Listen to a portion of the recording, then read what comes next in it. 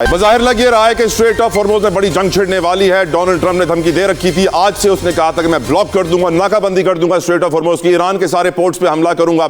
اب سوال یہی اٹھتا ہے یہاں پہ کہ اسٹریٹ آف ہارموز کی جنگ کس قدر سنگین ہو سکتی ہے, کیا ہوگا. جو امریکہ کہہ رہا ہے وہ کر پائے گا. ایران آپ جانتے ہیں کہ مائنز بہت ساری انسٹال کی ہوئی تھی, جس کے بعد ڈونلڈ ٹرمپ نے یہ بھی کہا تھا کہ ہم اسٹریٹ آف ہارموز سے مائنز ختم کریں گے. قریشی صاحب, آپ کی نظر میں کتنی شدید جنگ ہوگی اسٹریٹ آف ہارموز میں, ہوگی بھی کہ نہیں ہوگی, یا پھر صرف زبانی گولہ باری کی جائے گی؟ قریشی صاحب آپ سے پہلے شروع کروں گا. دیکھیے, اس وقت حالات ایسے ہیں کہ کوئی حتمی بات کہنا بہت مشکل ہے. اس وقت ریوالونگ چیئر بنی ہوئی ہے سیاست, لیکن جہاں تک دیکھیے اسٹریٹ آف ہارموز کا تعلق ہے, اگر امریکہ نے اسے بزور طاقت کھلوانے کی کوشش کی تو پھر یہ بہت بڑی تباہی کی طرف معاملہ چلا جائے گا, اور حتیٰ کہ میں کہتا ہوں کہ یہ تھرڈ ورلڈ وار کی طرف بھی معاملہ جا سکتا ہے. کیونکہ دیکھیں, جو ابھی آپ فرما رہے تھے کہ وینیزویلا سے جو تیل کا معاملہ ہوا ہے, اس کی وجہ سے جو ہے چائنا کو نقصان پہنچا ہے, اور اب دوسری طرف جو ہے وہ ہرمز کے راستے میں بھی اگر امریکہ نے جنگ چھیڑی اور یہ معاملہ کیا اور چائنا کا راستہ روکنے کی کوشش کی, تو میں نہیں سمجھتا کہ معاملہ پھر صرف ایران اور امریکہ یا اسرائیل تک محدود نہیں رہے گا, بلکہ یہ تیسری عالمی جنگ کی طرف چلا جائے گا معاملہ. اور مجھے نہیں لگتا کہ امریکہ جو ہے اتنا بڑا رسک لے گا کہ یہاں پر ایک تیسری جنگ کا وہ معاملہ کرے. مجھے ایسا لگتا ہے کہ یہ مذاکرات ہوں گے اور مذاکرات کے نتیجے میں ہی کوئی معاملہ طے ہو پائے گا.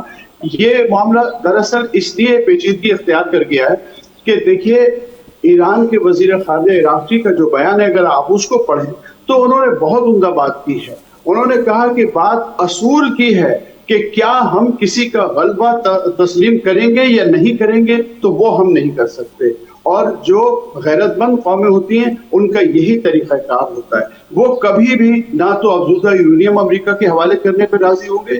یہ کس طرح ممکن ہے کہ ایک ملک جس نے اتنی محنت کے بعد, سالہ سال کی محنت اور قربانیوں کے بعد جو ہے وہ یورینیم افزودہ کیا ہے, اور وہ کسی دوسرے ملک کے حوالے کر دے؟ یہ غنڈہ گردی کا معاملہ تسلیم نہیں کیا جا سکتا کسی بھی غیرت مند قوم کی طرف سے. بالکل ٹھیک, بالکل ٹھیک. میں بھی گفتگو آگے لے جانا پڑوں, بڑی لڑائی ہوتے ہوئے نہیں دیکھتا. بالکل ٹھیک. حیدر حیات صاحب, آپ کا اوپینینس ہے اسٹریٹ آف ہارموز پہ. آپ کی نظر میں اسٹریٹ آف ہارموز کی جو بات اس وقت نیم قریشی صاحب نے بھی کی کہ اگر چائنیز جہاز وہاں سے نکلتے ہیں اور امریکہ ان کو ٹارگٹ کرتا ہے تو ہم ورلڈ وار 3 کی طرف جا رہے ہیں. What do you expect strait of Hormuz پہ کیا ہونے جا رہا ہے؟ حیدر حیات خان صاحب. میں سمجھتا ہوں کہ اسٹریٹ آف ہارموز, آپ کو بھی چونکہ اس چیز کا تو اندازہ ہے کہ یہ کبھی بھی ریزن آف وار تو تھی نہیں, اس کا کلوجر تو ہے, یہ تو کانسیکوینس آف وار ہے. تو یہ جو ابھی اسٹیٹمنٹ ہے ڈونلڈ ٹرمپ کی, میرے نزدیک یہ صرف پوسچرنگ ہے, اور اپنی جو ڈومیسٹک کنزمپشن کے لیے یہ ساری اسٹیٹمنٹ ہے. امریکہ کو اس چیز کا اندازہ ہے کہ 40 روزہ جنگ کے اندر وہ جتنا نقصان ایران کو پہنچا سکتے تھے, جو کچھ وہ ایران کے ساتھ کر سکتے تھے, انہوں نے سب کچھ کر دیا. 20 بامبر سے 2000 پاؤنڈ کے جو ان کے بامب تھے, انہوں نے وہ تک گرا دیے. ڈونلڈ ٹرمپ ایم کرتے ہیں ایران کی ایران ہتھیار نہیں بنا سکتا, ایرانی اقتدار ہے ہی نہیں, اس کو بھی تباہ کر دیا انہوں نے, میزائل کر دیا ہے. لیکن اگر اس کے باوجود 40 دن تک آگے تھے, تو یہ بتاتا ہے کہ ایران کی اسٹریٹجی بہترین رہی. ایران نے انڈیجنسلی بنائے میزائل اور ڈرونز کے ساتھ 2 اشر کیا 2 نیوکلیئر پارکس کا کہ ان کو ایران کے آگے گھٹنے ٹیکنا پڑے. اور آج ڈونلڈ ٹرمپ اسٹریٹ آف ہارموز کو کھلوانے کے لیے اس قدر فرسٹریٹ ہے کہ ان کو اس طرح کی اسٹیٹمنٹ دینا پڑ رہی ہیں. جس طرح نعیم صاحب نے بھی کہا کہ ویسے حیدر بھائی, اگر ڈونلڈ ٹرمپ چاہتے تو وہ اسٹریٹ آف ہارموز کو تو پہلے بھی کھلوا سکتے تھے, اب تک نہیں کھلوایا 45 دنوں کے بعد, تو واضح ہے کہ ان کے لیے یہ کھلوانا کوئی آسان کام تو نہیں. ٹرمپ کی ہر اسٹریٹجی, ان کا ہر حربہ, ان کا ہر ہتھیار, ان کے ٹوماہاک میزائلز ہیں, ان کے جتنے ایئر کرافٹ کیریئرز ہیں, اگر وہ سارے جو ہے وہ جوائنٹ ایفرٹ کے بعد بھی اسٹریٹ آف ہارموز نہیں کھلوا سکے, تو وہ آگے بھی نہیں کھلوا سکیں گے.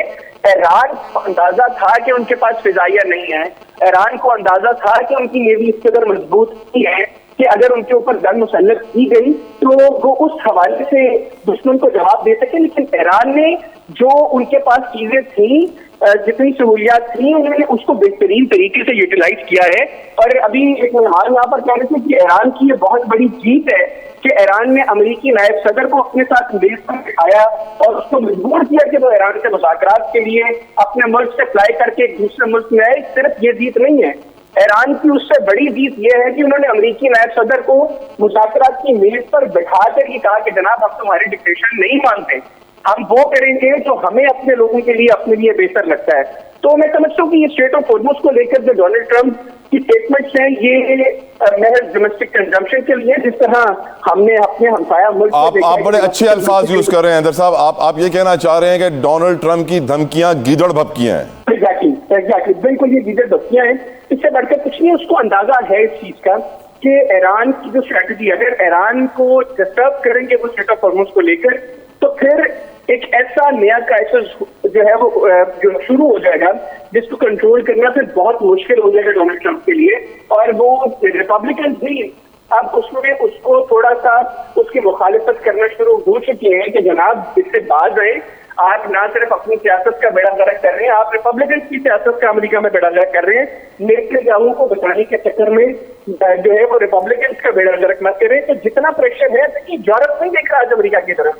وہ یورپ جو امریکہ کی اجازت کے بغیر آنکھیں بازی نہیں کرتا تھا، آج وہ آنکھیں دکھا رہے ہیں اس کو، کیونکہ اس کو اندازہ ہے کہ اگر امریکہ کے پیچھے کھڑے ہوئے تو رشیا یوکرین وار کی وجہ سے پہلے ہیں ہمارے لوگ ہمیں آ پڑیں گے.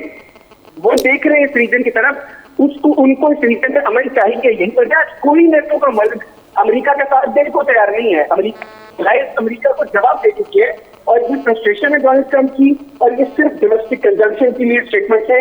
میں یہ سمجھتا ہوں کہ اس سے بڑھ کر ڈونلڈ ٹرمپ کچھ نہیں کرے گا. اگر کرے گا تو وہ ایسی تباہی کی طرف پوری دنیا کو لے جائے گا، صرف امریکہ کو ایران کو نہیں، پوری دنیا کو ایسی تباہی کی طرف لے جائے گا جس کا خمیازہ آنے والے کئی سالوں تک ہر شخص کو پوری دنیا کو بھگتنا پڑے گا. I completely agree with you Haider صاحب. قریشی صاحب، جو بات ابھی حیدر صاحب بھی کر رہے تھے، ہمیں یاد ہے کہ یورپین کنٹریز کی ایک بڑی پاور ہوتی تھی، جرمنی کی، فرانس کی، برطانیہ کی. کیئر سٹارمر کو ہم نے دیکھا کہ مذاکرات کے دوران وہ برطانیہ کے وزیر اعظم گلف کنٹریز کا دورہ کر رہے تھے، سارے بادشاہوں سے ملاقاتیں کر رہے تھے. یورپین کنٹریز کی کیا ویلیو آج ختم ہو گئی ہے؟ کوئی ان کے پاس طاقت نہیں ہے، کوئی اہمیت نہیں ہے ان کے بیان کی. نیٹو فوج کو فوج نہیں رہی، کھلونا بن گئی. کیا آپ بھی یہ سوچ رکھتے ہیں کہ آج یورپ کچھ نہیں رہا؟ آپ نے بالکل درست کہا ہے. دیکھیے جس طرح آج خلیجی ممالک کو احساس ہو گیا ہے کہ پچھلے 20-25 سال سے وہ جن لوگوں پر تکیہ کیے ہوئے تھے اس پر تکیہ کرنے کا کیا نتیجہ برآمد ہوا، آج انہیں بھی احساس ہے.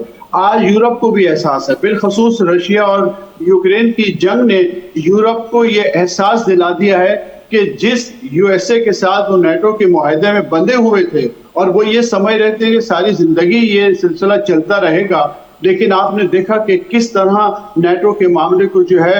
اور قریشی صاحب، جس طرح ڈونلڈ ٹرمپ نے نیٹو کو سائیڈ کیا، اگر یورپ بھی نیٹو کو سائیڈ کر دیتا تو رشیا کا مسئلہ ہی ختم ہو جاتا یورپ کے ساتھ. جی بالکل ایسا ہی ہے. اور یہی اور یورپ کو اب یہ احساس ہو گیا ہے. نتیجہ یہ ہے کہ چونکہ انہوں نے بھی اپنے اوپر ڈیپینڈ نہیں کیا، وہ بھی یہ سمجھتے رہے کہ امریکہ ہماری ساری زندگی حفاظت کرتا رہے گا. آج انہیں بھی احساس ہو گیا کہ آج تو ان کی کوئی پوزیشن نہیں ہے، اس لیے کہ وہ خود دفاعی پوزیشن میں نہیں ہے. آج صرف یورپ کو ہی نہیں، خلیج کے کچھ ممالک کو احساس ہو گیا، آج یورپ کو احساس ہو گیا کہ ہم نے امریکہ پر تکیہ کر کے غلطی کی ہے. ہم سمجھ رہے تھے کہ امریکہ ہر حال میں ہمارے ساتھ ہوگا، لیکن انہوں نے دیکھ لیا کہ آج وینزویلا سے اگر تیل چاہیے تو وہ بھی امریکہ مانگ رہا ہے. آج اگر ایران کے تیل پہ قبضہ کرنا چاہتا ہے تو وہ خود قبضہ کرنا چاہتا ہے. اگر اسٹریٹ آف ہرمز سے ٹول ٹیکس میں شیئر چاہتا ہے تو وہ امریکہ چاہتا ہے. اتنی 10,000 سے زیادہ میل سے فاصلے سے جو ہے وہ چاہتا ہے کہ وہاں بھی اس کو جو ہے ٹیکس دیا جائے. لہٰذا آج حقیقت یہ ہے کہ یورپ بہت کریٹیکل پوزیشن میں ہے. یورپینز پہلے ہی ظاہر ہے کہ آپ کو پتہ ہے یوکرین کی وجہ سے پریشان تھے، ان پہ بہت دباؤ تھا اور صدر ڈونلڈ ٹرمپ بار بار یورپ پہ یوکرین کے حوالے سے دباؤ ڈال رہے تھے. اور اب دوسرا معاملہ جو ہے یہ اسٹریٹ آف ہرمز کا اور ایران کا ہو گیا ہے. تو اس اعتبار سے واقعی میں یہ سمجھتا ہوں کہ یورپ جو ہے، یورپ از نو ویئر، انہیں کچھ سمجھ نہیں آ رہا. اور آپ ایک آئیڈیل سچویشن ذرا دیکھیں جس طرح سے ڈونلڈ ٹرمپ صاحب فرما رہے ہیں. اگر ایران جو ہے وہ بھارت کو، جاپان کو اور چائنا کو اگر ہرمز سے گزرنے دے تو پھر امریکہ کیا کرے گا؟ کیا چائنا کے، بھارت کے اور جاپان کے، یہ وہ 3 ممالک ہیں جو سب سے زیادہ جن کی سپلائیز جو ہے متاثر ہو رہی ہے ہرمز کی وجہ سے؟ تو کیا ہوگا؟ کیا صدر ڈونلڈ ٹرمپ جو ہے وہ اس بات کا اعلان کر دیں گے کہ ان کے ٹینکرز پر حملہ کر دیا جائے؟ بالکل آپ تصور کریں، جاپان، چائنا اور بھارت، تو پھر کیا ہوگا؟ اس لحاظ سے یہ بات بالکل صحیح ہے کہ یہ گیدڑ بھپکے ہیں، جیسے میں نے پہلے بھی کہا تھا کہ میں نہیں سمجھتا کہ اس کے اوپر جو ہے وہ جنگ کریں گے، مزید آگے بڑھیں گے، وہ صرف باتوں تک محدود رہیں گے، اور پھر ہوگا یہ کہ مذاکرات کے ذریعے ہی کوئی ایک فارمولہ طے ہو جائے گا۔ ہو سکتا ہے ایران اس حد تک مان جائے کہ جو ہے وہ علاقائی جو ہے جیسے عمان ہے ان کے ساتھ شیئرنگ ہو جائے، لیکن امریکہ کے ساتھ شیئرنگ پہ وہ نہیں مانیں گے۔ اپنے نیبرنگ کنٹری کے ساتھ وہ کچھ معاملات کر لیں اسٹریٹ آف ہرمز کے اوپر، ادروائز میں کوئی ایسی چیز نہیں دیکھ پا رہا جو صدر ڈونلڈ ٹرمپ کو اس جنگ میں مل سکے۔